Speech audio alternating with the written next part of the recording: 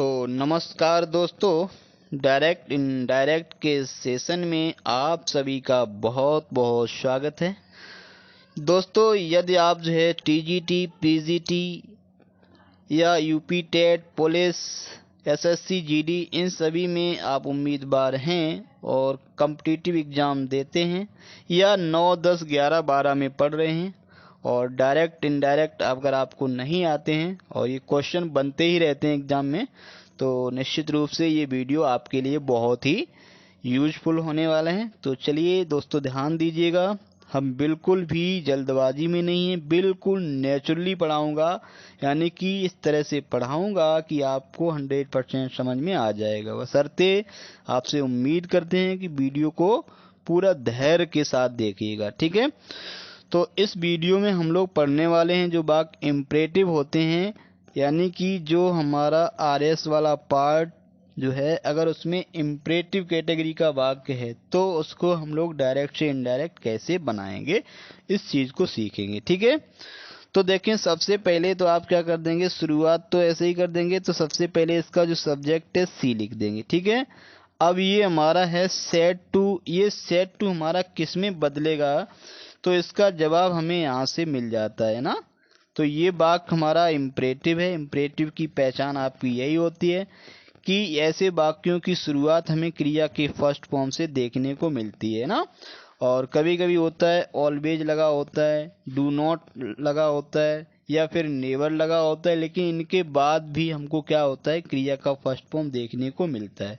और ये कभी कभी जो प्लीज भी है वो भी आपको आगे लगा हुआ मिल जाएगा और इसके बाद भी आपको क्रिया का फर्स्ट फॉर्म देखने को मिलेगा, ठीक है। तो आपको समझ जाना है कि ये वाक्य हमारे इम्परेटिव हैं। तो इम्परेटिव समझ जाने से आपको काफ़ी चीज़ें आपके माइंड में आ जाएंगी। असर्टिव होता है तो क्या होता है, इंट्रोगेटिव होता है तो क्या होता है, अगर वाक्य आपका इम्परेटिव है तो क्या होगा, ये प्रश्न भी आपके मन में आ जाएगा, ठीक है।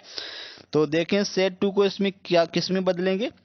तो यहाँ अगर आपको प्लीज दिख जाए, क्या दिख जाए, प्लीज, तो इसका मतलब होता है ये जो सब्जेक्ट है इस ऑब्जेक्ट से रिक्वेस्ट कर रहा है ना, ये सेंस होता है। इसलिए सेट टू को हम लोग यहाँ रिक्वेस्टेड में बदल देंगे। किस में बदल देंगे, रिक्वेस्टेड में बदल देंगे, ठीक है। रिक्वेस्टेड में क्यों बदल दिया कि वाक्य इम्परेटिव है और इसमें ये प्लीज लगा हुआ है, तो निश्चित रूप से हम लोग सेट टू को रिक्वेस्टेड में बदल देंगे, ठीक है। रिक्वेस्टेड के बाद यहाँ आप लगा देंगे यानी कि ऑब्जेक्ट जो दिया है मी, ठीक है। अब इतना करने के बाद अब आपके पास यही समस्या आती है, आखिर क्या लगेगा यहाँ। अभी तक तो हम लोग पढ़ रहे थे जिन वाक्यों को, असर्टिव होते थे तो दैट कंजक्शन लगा देते थे, इंट्रोगेटिव होते थे इफ, वेदर या फिर क्वेश्चन वर्ड लगाते थे। तो ना तो ये वाक्य मतलब इंट्रोगेटिव है और ना ही असर्टिव है, तो ये वाक्य हमारा इम्परेटिव है। तो आपको समझ जाना चाहिए कि जो ये है वाक्य वो टू से जुड़ जाएगा, ठीक है। टू के बाद आपको क्रिया का फर्स्ट फॉर्म यानी कि टू अपने तरफ से लगाएंगे इसको, और उसके बाद में ये सी से लिख देंगे ओपन द डोर, ठीक है। अगर ये वाक्य हमारा नेगेटिव होता तो यहाँ पे जहाँ पे हम लोग लगा रहे हैं ये टू, यहाँ पे हम लोग लगा देते नॉट टू, उसके बाद में ओपन द डोर लिख देते, ठीक है। अगर इस वाक्य में नेवर होता तो हम लोग नेवर टू कर देते, डू नॉट होता तो हम लोग नॉट टू कर देते हैं। तो यहीं से ये सारी चीज़ें आपको समझ लेनी है, ठीक है। दोस्तों, अगर आप ध्यान देंगे तो इसमें आपको एक भी चीज छोड़ी नहीं दी जाएगी, यानी कि जो भी व्याख्या है पूरी व्याख्या की जाएगी, ठीक है। बशर्ते आप सुनने का और समझने का प्रयास करिएगा, है ना। अब देखो, दूसरे में भी आप ऐसे ही करेंगे, शुरुआत आप तो सी से कर देंगे, ठीक है। अब सेट टू किस में बदलेगा, उसके लिए आप यहाँ जाएंगे, ये मिल रहा है आपको प्लीज मिल रहा है। तो जैसे ही प्लीज को आपने देखा, इसमें देखो प्लीज आपका पहले लगा हुआ है, उसमें आपका प्लीज बाद में लगा था। तो प्लीज चाहे पहले लगा हो या बाद में लगा हो, तो प्लीज होने से इस सेट टू को हम लोग रिक्वेस्टेड में बदल देंगे, हाँ भी, ठीक है। तो यानी कि सी रिक्वेस्टेड, इसमें आपका मी लगा है तो आप यहाँ पे मी लगा देंगे, ठीक है। सी रिक्वेस्टेड मी। अब देखो, आपको लगाना है अपनी तरफ से टू और उसके बाद में ये प्लीज हमारा हट गया मतलब जैसे ही यहाँ पे रिक्वेस्टेड लगाया सेंस के अकॉर्डिंग, वैसे ही प्लीज हमारा हट गया। ठीक है, तो टू के बाद आपको यहाँ पे लगाना है गिव। ठीक है, अब देखो ये जो मी है, मी का बदलाव किसके हिसाब से होता है? मी का बदलाव यानी कि ये हमारा फर्स्ट पर्सन है, आई का ऑब्जेक्ट है, तो फर्स्ट पर्सन हमारा बदलता है सब्जेक्ट के अनुसार। ठीक है, तो मी हमारा ऑब्जेक्टिव केस है, तो सी का ऑब्जेक्टिव केस यहाँ पे आपका हो जाएगा हर। ठीक है, और उसके बाद में ये जो योर है वो, ये जो योर है वो हमारा बदलता है किसके हिसाब से? इस ऑब्जेक्ट के अनुसार, है ना। अब योर है मतलब यू का पजेसिव केस है, ध्यान रखना है। अब यहाँ पे ऑब्जेक्ट है मी, तो मी का पजेसिव केस यानी आई का पजेसिव केस यहाँ पे लग जाएगा माई, तो यानी कि योर बुक बदल जाएगा माई, और यहाँ पे आपका बुक लिख दिया जाएगा। ठीक है, और फुल स्टॉप लग जाएगा यहाँ। तो ये आई थिंक समझ में आपको आ गया होगा। फिर आगे बढ़ते हैं, देखते हैं। तो ये रहा आपका the teacher said to them, teacher ने उनसे कहा बैठ जाओ। तो यहाँ पे एक सेंस है, इधर आप देख रहे हैं टीचर जब कह रहा है यहाँ पे बैठने के लिए कह रहा है ना, तो आप यहाँ एक सेंस ले सकते हैं कि टीचर ने उन्हें बैठने का आदेश दिया, है ना। तो सिट डाउन लिखा है, तो निश्चित रूप से यहाँ आप क्या कर सकते हैं? The teacher, teacher. ठीक है, उसके बाद में सेड टू को आप बदल देंगे ऑर्डर्ड में, ऑर्डर्ड देम।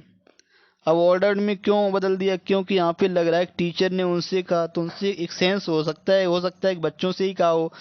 तो जब बच्चे खड़े होंगे या कुछ कर रहे होंगे, तो उनसे निश्चित रूप से हम ऐसा उम्मीद करते हैं कि टीचर ने कहा है तो बच्चों को आदेश दिया होगा। तो यहाँ पे सेंस के अकॉर्डिंग हमने ऑर्डर्ड कर लिया है। ठीक है, ऑर्डर्ड देम, और ये वाक्य भी हमारा इम्परेटिव है, तो टू लगाएंगे और इसके बाद में आप लिख देंगे सेट और डाउन। ठीक है, अब देखो यहाँ हमने सेंस ले लिया है कि ऑर्डर दिया है तो ऑर्डर लगा दिया है ना। अब जैसे किसी टीचर का कहने का सेंस थोड़ा अलग हो सकता है, नहीं बेटा बैठ जा, बेटा बैठ जाओ, अगर ऐसा सेंस आ रहा है तो हम लोग यहाँ पे सजेस्टेड भी लगा सकते हैं। ठीक है, तो ये चीजें सेंस के अकॉर्डिंग होती हैं। और जब आपको कहीं कुछ समझ में ना आए तो हम लोग आस्क्ड लगा देते हैं, तो यहाँ पे आस्क्ड का मतलब पूछना ही नहीं होता है, बल्कि ये सारी चीजें आस्क्ड में आ जाती हैं। ठीक है, जब आपको कंफ्यूजन हो ऑर्डर्ड लगाएं कि सजेस्टेड लगाएं या एडवाइज लगाएं, तो हम लोग क्या कर देते हैं वहाँ पे आस्क्ड लगा करके और आस्क लगा के बना लेते हैं। ठीक है, तो आगे बढ़ते हैं। हाँ, इस वाक्य को देखने का प्रयास करेंगे। द टीचर सेड, टीचर ने कहा Uma do your work in time, अपना काम समय से करिए। ठीक है, तो अगर आप सेंस लेंगे तो अपना काम समय से करिएगा। ठीक है, तो यहाँ आपको ऐसा लग रहा है कि जो टीचर है वो उमा को सजेस्ट कर रहा है, यानी कि एडवाइस दे रहा है ना। तो यहाँ पे आप सेंस के अकॉर्डिंग क्या कर सकते हैं? सेंस के अकॉर्डिंग यानी कि द टीचर तो लिख ही लेंगे, कोई दिक्कत नहीं है, द टीचर, और इस सेड को हम लोग किस में बदल देंगे? एडवाइज्ड में बदल देंगे। ठीक है, तो यहाँ पे एक हम सेंस ले रहे हैं, ऐसा हमें लग रहा है कि टीचर ने उमा को एडवाइस दी है, तो यानी कि द टीचर एडवाइज्ड उमा। ठीक है, और इसके बाद में आप अपनी तरफ से टू लगाएंगे। ठीक है, टू के बाद ये हमारी वर्ब दी है, ये कोई हेल्पिंग वर्ब नहीं है, ध्यान रखिएगा। तो टू के बाद यहाँ आपका डू लग जाएगा। ठीक है, अब देखो योर है, योर हमारा क्या है? योर है यू, यानी कि सेकेंड पर्सन यू का पजेसिव केस है, तो पजेसिव केस, तो पजेसिव केस में बदलेगा, लेकिन वो उमा के अकॉर्डिंग बदलेगा। तो उमा का मतलब है लड़की, यानी कि स्त्रीलिंग है, तो यहाँ आपका सी का हो जाएगा हर, डू हर, फिर आपका हो जाएगा वर्क, और इन टाइम का आप इन टाइम लगा देंगे। तो इस तरह से ये वाक्य हमारा पूरा बन जाएगा। तो इस वीडियो में हम लोग इतना ही पढ़ेंगे और फिर मिलेंगे। ठीक है, और मैं बता रहा हूँ यहाँ पे क्या होता है, जैसे हम लोग क्या कह सकते हैं टीचर, अब यहाँ में समझ में नहीं आ रहा है, टीचर ने, जैसे कभी कभी टीचर गुस्सा में होता है, किसी ने काम पूरा नहीं किया तो कह देता है उमा तुम अपना काम समय से करो वरना अच्छा नहीं होगा। ऐसा अगर सेंस होता है तो हम लोग ऑर्डर्ड में भी बदल देते हैं ना। तो जब हमें ऐसा सेंस पता नहीं लगता है तो हम लोग एडवाइड की जगह आस्क्ड लगा कर भी बना लेते हैं। ठीक है, तो फिलहाल में फिर मिलेंगे, इस वीडियो में इतना ही।